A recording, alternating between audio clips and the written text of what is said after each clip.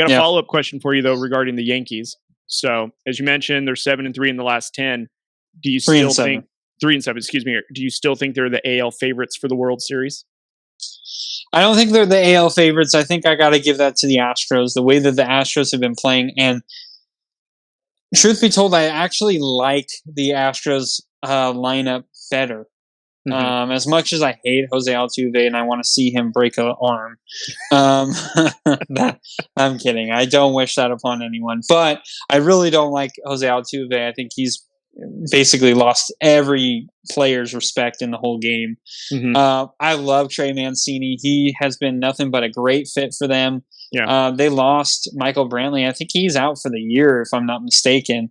But, Kyle Tucker has been phenomenal. Yordan Alvarez has been raking. This is a really good team. This is a team that has, in my opinion, has as much power as the Yankees do, and have guys who really don't strike out a ton.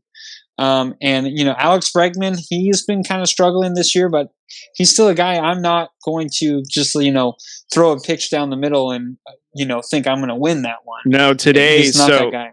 Today, I forgot who Houston played today, but they won 21-5. The White Sox. Yeah, the White Sox. And Alex Bregman had 2 home runs, drove in 4 and had 6 RBI today alone. So I think too, that's like his second out of like 4 games of multi-hit, multi-RBI games. So he's been heating up the last, I'd say, like 2 weeks.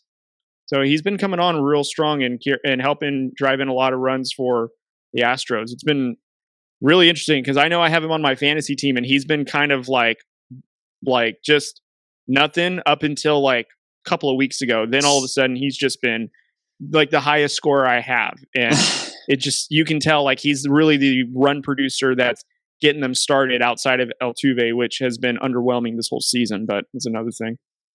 Yeah, I was going to say, you beat me to it, but I was going to say, we get it, Cody. You got him on your fantasy team. Congratulations for trading with someone who gave up on the year. Yeah. Way to go, Cody. I still feel super guilty about that, too. As you should, because you got Aaron Judge in that, too, which is bullcrap. But anyway, so we, I agree with you. Alex Bregman, although he's only hitting like 258, normally he's up at the, 280, 290, 300 range. Right. I think he's starting to kind of get into a groove here. Lately, I was looking at his points right now in fantasy. He's been starting to kind of get on a roll a little bit. And it helps when your team is winning, because even when you're striking out 4 times in a game, but you're winning, it makes it a little bit easier to just like, well, if I correct it, we're going to be even better, So to have that mindset is going to be way golden for the Astros.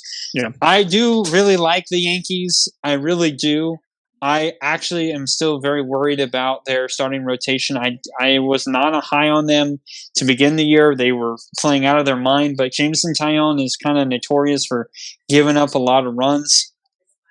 Garrett Cole will get in these stretches where he just has like 3 or 4 like really bad outings, and then he kind of like gets back into Cy Young form, and then he kind of evens out towards the end of the year. So, Garrett Cole is going to be Garrett Cole in a sense. Nestor Cortez, I really didn't believe what he was doing to start the year. I mean, he was really good.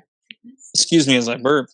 But he's kind of really struggled his last few starts. And then they traded for Frankie Montas, who I was like, oh, that'll be a really good one. Yeah. He's been giving up. I mean, he gave up I have him in my fantasy league. He gave up 6 runs. So not all of us are, on our trades, are doing great with that. So I got to give you crap for it. But anyway, so I like the Yankees, but I think their starting rotation is starting to show you what I thought they were going to be in the first place.